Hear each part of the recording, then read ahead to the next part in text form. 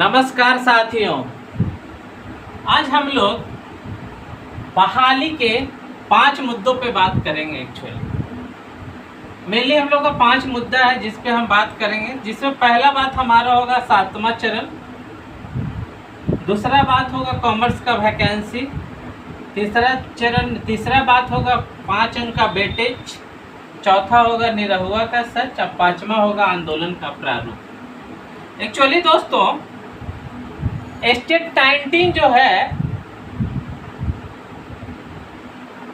State 19 का पहला जो है नियमावली, 7वें चरण का जो नियमावली है उस पे हम लोग बात कर लें।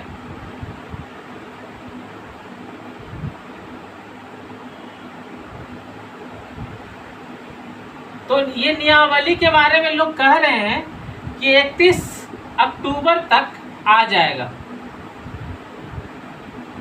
31 अक्टूबर तक ये नियमावली आने की संभावना है। तो मैं आपको दोस्तों बता दूं कि ऐसा कहीं कोई ऑफिशियल न्यूज नहीं है कि 31 अक्टूबर को नियमावली आ जाए या उससे पहले आ जाए। ऐसा कहीं कोई न्यूज नहीं है और ऐसा कोई ऑफिशियली बताया भी नहीं गया है कि आपका जो नियमावली है वो 31 अक्टूबर तक आ जाएगा। वो जो भी बोला गया है पेपरबाजी था, वो मतलब सारा कुछ पेपर में दिया हुआ था, उसी के अनुरूप हम लोग ये सारा बात बोल रहे थे, लेकिन ऐसा कहीं कोई बात ऑफिशियली नहीं कहा गया।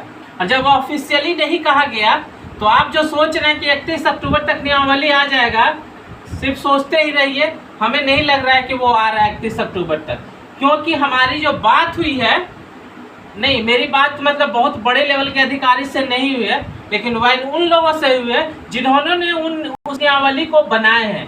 ऐसे लगभग 6, 7, 8 लोग थे, सब ने मिलकर उस नियमावली को बनाया था। तो उन लोगों ने भी कुछ बातें हमें पता चली, तो हमको उनकी बातों के आधार पर लग रहा है कि 31 अक्टूबर तक नियमावली नहीं आ रहा है। दूसरा जो बात है कि कॉमर्स की वैकेंसी, ये भी कॉमर्स की जो वैकेंसी है, जिसके ये खाली पेपर वाले और कुछ नहीं। शायद सरकार का ये कहा हुआ है कि पेपर वालों ने अपने मन से छापा, लेकिन ऐसा कोई ऑफिशियल बात नहीं है कि कॉमर्स की वैकेंसी या कॉमर्स का जो एग्जाम है वो नवंबर के लास्ट में हो जाए वो एग्जाम। ऐसा कहीं से कोई बात नहीं है, ये सिर्फ पेपरबाजी है और कुछ नहीं है। सरकार लोगों को भ्रम में रख रही है, इससे ज़्यादा कुछ नहीं है कि कॉमर्स की कोई वैकेंसी आ रही है, कॉमर्स का कोई एग्जाम होने वाला है। यदि आती भी है तो उससे जो हम लोग का एग्जाम हो चुका है कोई फर्क नहीं पड़ने वाला है। इसलिए इस न्यूज को ज़्यादा तवज्जो देने की भी ज़रूरत नहीं है दोस्तों। बाकी रहा तीसरा जो पॉइंट है, 5 अंक का वेटेज।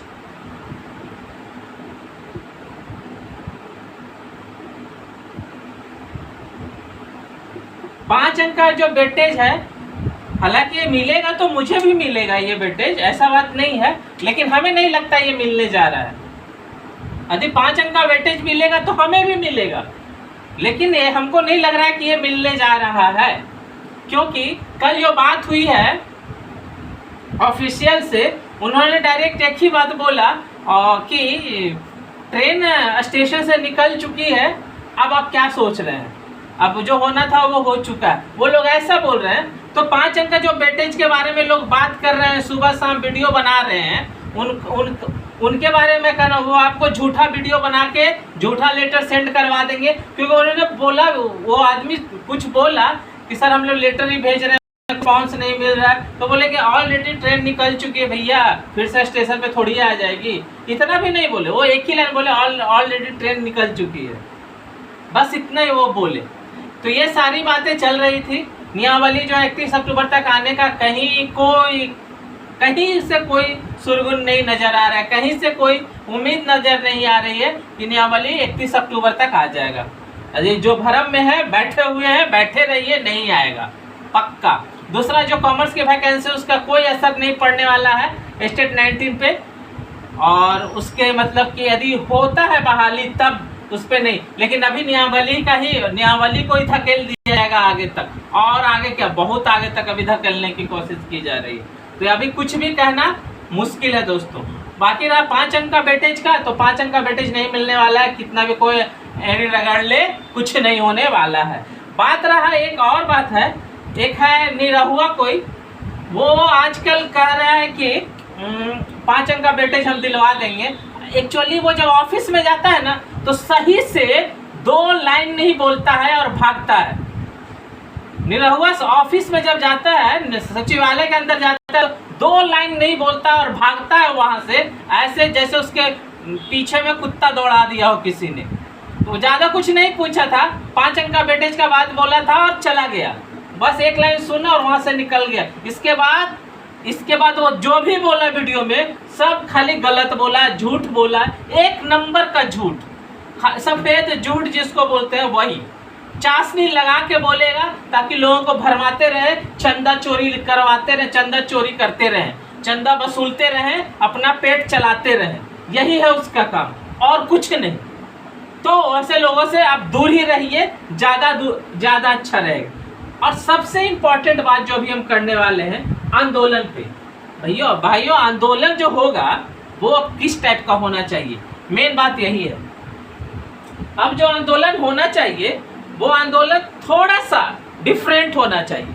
थोड़ा सा डिफरेंट क्यों बोल रहे हैं कि हम लोगों ने पटना की धरती पे बहुत आंदोलन किए हैं, इतना आंदोलन किए हैं मत पूछिए। इसके बावजूद भी हमें क्या मिला, कुछ नहीं। बाबा जी का ठुल्लू। जब हमें कुछ मिला ही नहीं तो अब करेंगे क्या? तो अब हम लोगों ने एक नया प्लान बना रहे हैं कि आंदोलन का प्रारूप ही चेंज कर दिया जाए।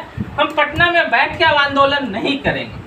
अब आंदोलन का जो चौथा पॉइंट था, आंदोलन का प्रारूप,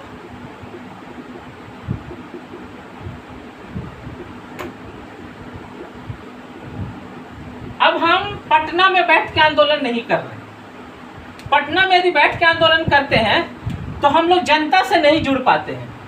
और एक्चुअली ये बात, इससे जो सबसे ज़्यादा अफेक्टेड है वो जनता है।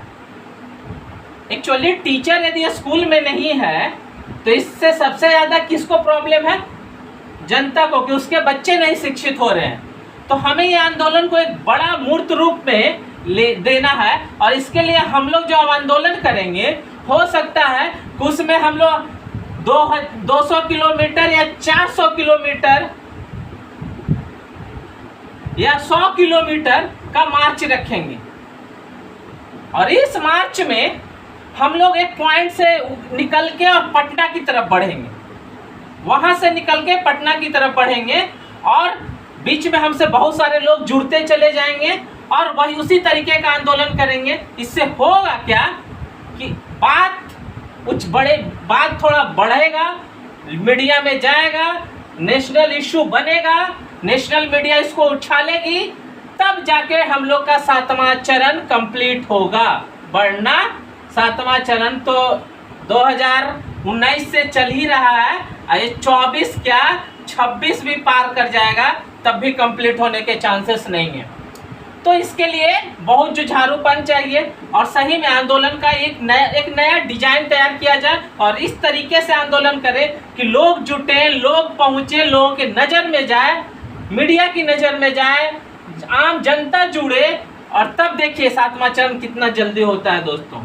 तो अभी इस पे हम लोग बात कर रहे हैं, ये सारी बातें अभी चल रही हैं। आंदोलन का जो नया हम लोग पैटर्न मतलब आगे की तरफ ले जाने वाले हैं।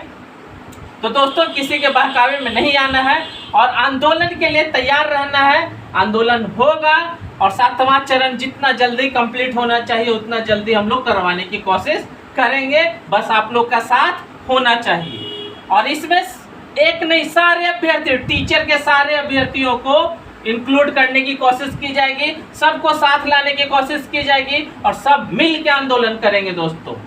इसमें कोई मतलब की पार्शियलिटी नहीं। टीचर मतलब कि एक जो ये टीचर फैमिली जितनी भी है, टीचर फैमिली मतलब टीचर से रिलेटेड जितने भी हैं, चाहे वो बीटेट हो, एस्टेट हो, सीटेट हो, सबको लेके ये आंदोलन किया जाएगा, जिसमें कम से कम 100 किलोमीटर से 500 किलोमीटर तक का एक लंबा दूरी तय करते हुए, आंदोलन करते हुए पटना पहुंचना है दोस्तों।